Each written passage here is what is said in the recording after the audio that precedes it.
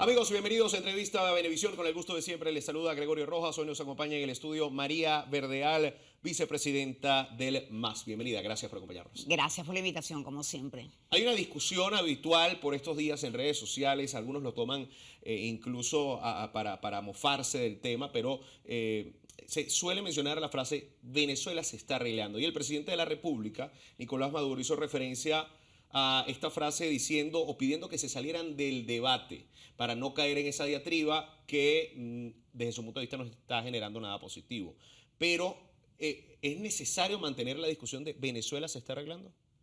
Bueno, ojalá Venezuela se estuviese arreglando y las cosas fueran en positivo, sobre todo mejorar la calidad de vida de los venezolanos. Si salimos de Caracas, por ejemplo, es otra realidad. Ni siquiera hay conexión telefónica de cualquier empresa telefónica celular, por ejemplo. El tema de los servicios públicos, el caos que existe en los servicios públicos y la deficiencia de los servicios públicos, bueno, es evidente no solamente fuera de Caracas, sino en Caracas también. Ahora, hay encuestas que reflejan que Venezuela puede haber mejorado algo porque hay un movimiento económico. Hay un movimiento económico, nos guste o no, pero que puede generar empleo, que puede tener movilidad en la economía, pero repito, pero es lo que contrasta, por ejemplo, con los salarios que no llegan ni siquiera a la posibilidad de lograr comprar por lo menos la canasta básica, adquirir la canasta básica o la canasta alimentaria. Son cosas que, repito, son controversias en cuanto a la posibilidad de que Venezuela haya mejorado.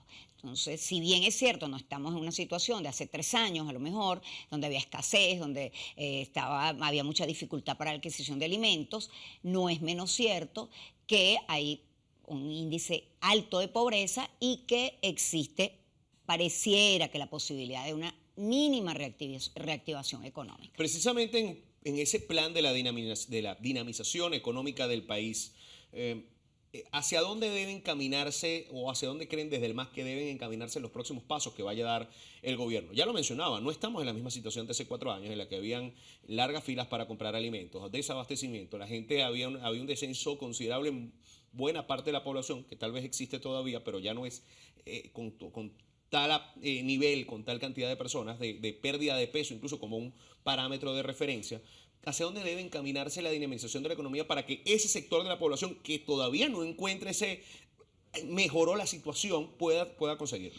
Bueno, lo primero es que para cualquier economía, las medidas que toma el gobierno toma medidas esporádicas, medidas además unilaterales, sin contar con lo que es la empresa. Por ejemplo, la cartera crediticia es indispensable, la apertura de la cartera crediticia, la limitación que tiene lo que es todo el ejercicio de la actividad bancaria, eso dificulta que las economías se desarrollen como tal, la desconfianza, la seguridad jurídica para quienes puedan invertir. Son temas que quedan en el tintero.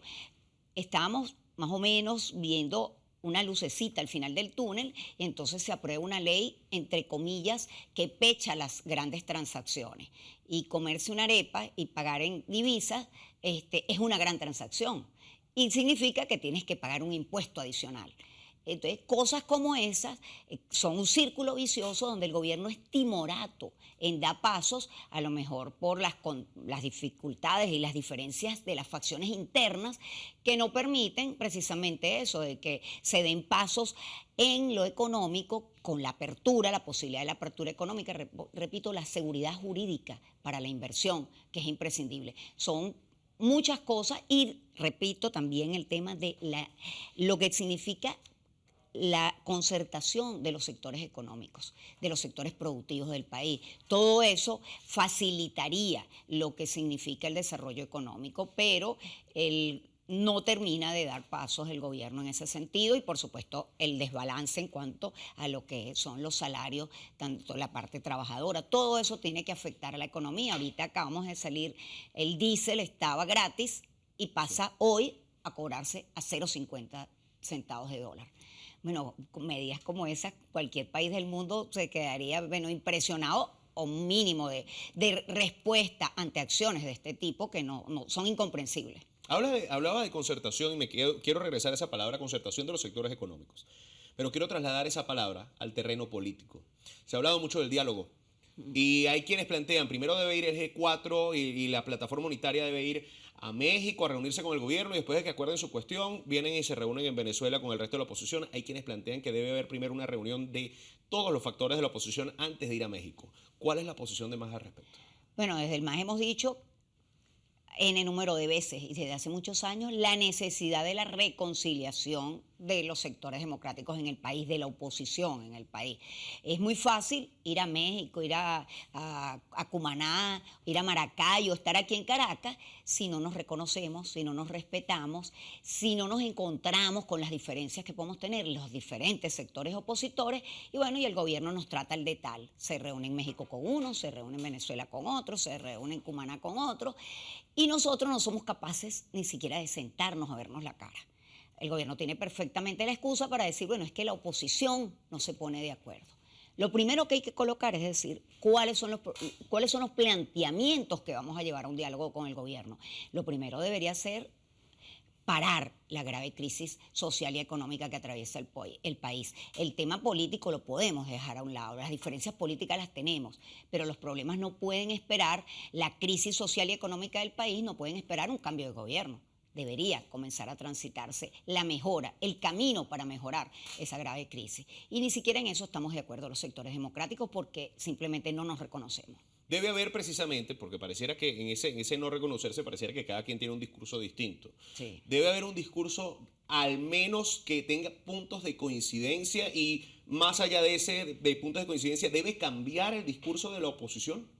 No, por supuesto. Nosotros ahorita estamos en algo que el que no lo quiera ver y no lo quiera reconocer está en pleno derecho, pero el rechazo absoluto por parte de la ciudadanía, tanto no importa el tinte político que tenga, sea oficialista o sea opositor, hay un rechazo de la sociedad. Es que ni siquiera hemos recobrado la reconexión con esa sociedad para poder representarla. Entonces las oposiciones, bueno, cada quien se dice ser representante de la oposición y tener más derecho. Yo puedo ir a México a sentarme con el gobierno porque yo soy la verdadera oposición, o yo soy la verdadera oposición porque tengo diputados en la asamblea, o yo soy la verdadera oposición porque no estoy ni acá ni allá. Y bueno, mientras tanto la sociedad está incrédula, no reconoce a ningún sector y bueno, está apática, por supuesto, a lo que es la situación política, pero en un momento determinado, por ejemplo, las elecciones del 2024, pudiera aparecer cualquier figura que no tenga nada que ver y a lo mejor es peor el remedio que la enfermedad, como decimos aquí en Venezuela. Ya quiero abordar ese tema precisamente de las figuras que pueden emerger, porque estamos viendo un caso bien interesante internacionalmente, casos internacionalmente, pero hablaba del tema de la figura en 2024, una figura que pudiera aparecer. Y antes de comenzar la entrevista hablábamos de las primarias, porque hay una propuesta bien interesante que hizo el MAS con usted como vocera de primarias a 2 vueltas. ¿Es la fórmula más efectiva y por qué las primarias a 2 vueltas? Bueno, el tema de las primarias, todos sabemos las dificultades, hay las heridas que pudiesen dejar las primarias y es por eso que nosotros decimos, bueno, después del panorama y todo lo que hemos descrito de la oposición en Venezuela, cómo ponerse de acuerdo con otro método. Decíamos fuera de cámara, bueno, ser una carrera de sacos, una competencia no sé de qué tipo, un juego de metras o cualquier juego tradicional que conozcamos en el país, eso creo que no es posible. Con toda la diferencia que tenemos, hemos hecho la propuesta de las primarias con doble vuelta, bueno, por ser lo más razonable, dijimos, hasta se pueden hacer como se hicieron en Colombia antes de las elecciones presidenciales, por bloques. Cada bloque hace sus primarias, de ese bloque gana un candidato de ese sector y vamos a la doble vuelta con los representantes de cada bloque. Eso pudiera ser una fórmula. Otra fórmula, bueno, vamos todos todos los partidos, a todos los sectores democráticos, a esas primarias amplias, inclusivas, donde todo el que quiera pueda participar con el legítimo derecho. Se habla que ya hay más de 80 precandidatos de la oposición. Entonces, bueno, todo el que quiera, repito, con ese legítimo derecho puede ir a una segunda vuelta. ¿Para qué? Para fortalecer precisamente esa candidatura, que la diferencia no sea de 100 votos o de 50 votos con el otro candidato, que se puedan hacer alianzas hasta una fórmula de presidente y vicepresidente, aun cuando el vicepresidente en Venezuela, en nuestro país, no es electo de forma directa, pero eso fortalecería y le daría mucha confianza y credibilidad a la opción unitaria, por unas primarias para ir a las elecciones del 2024. Eso es una propuesta que desde hace ya bastante tiempo colocó el MAS, y también le agregamos recientemente lo de llevar una tarjeta única. Eso también viabiliza lo que es el desprendimiento de los partidos políticos para el 2024. Nos queda cuestión de 2 minutos. Hablábamos del tema de la crisis internacional del liderazgo político. Hay una desconexión no solo en Venezuela, sino internacionalmente de la gente con la clase política. Y me llama la atención lo que sucedió en Colombia este fin de semana. Aparecen 2 figuras, Gustavo Petro, y aparece no solo Gustavo Petro, Rodolfo Hernández.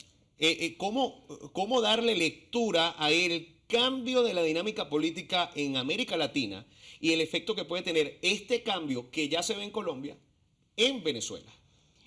Bueno, decíamos eso, la desconfianza, la falta de conexión con la sociedad por parte del liderazgo político, los errores no reconocidos y los fenómenos, estamos hablando a nivel mundial, en Latinoamérica, pero también en el país, no escapa de eso y reflejo lo que señalan las encuestas.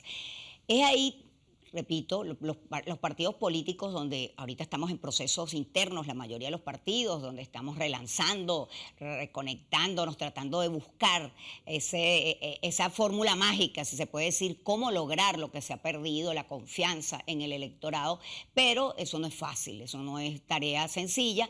Es imprescindible lograr tener una visión como ciudadano, independiente, no militante de ningún partido político, en qué puede suceder con cualquier figura que puede ser un outsider. Eso no significa que el outsider sea malo, pero lo que sí significa que podemos caer en manos de cualquier mesías o de cualquier vendedor de ilusiones. Y el país no está para eso, ningún país. Tenemos lo de Colombia, nosotros no auguramos, Venezuela tiene una similitud bastante con Colombia, la polarización que existe actualmente y lo que pueda suceder. Ya tienen 2 opciones, ya no tienen vuelta atrás en lo que quedó de este fin de semana, con 2 opciones además que cambian el rumbo y la historia del país vecino. Eso puede pasar en Venezuela y es tarea de la dirigencia política enrumbar al país para un mejor destino.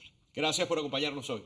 Gracias por la invitación. Estuvo con nosotros María Verdeal, vicepresidenta del MAS, en Entrevista Venevisión. Amigos, gracias por acompañarnos. Al regreso de la pausa continúan con más de la emisión meridiana de Noticiero Venevisión.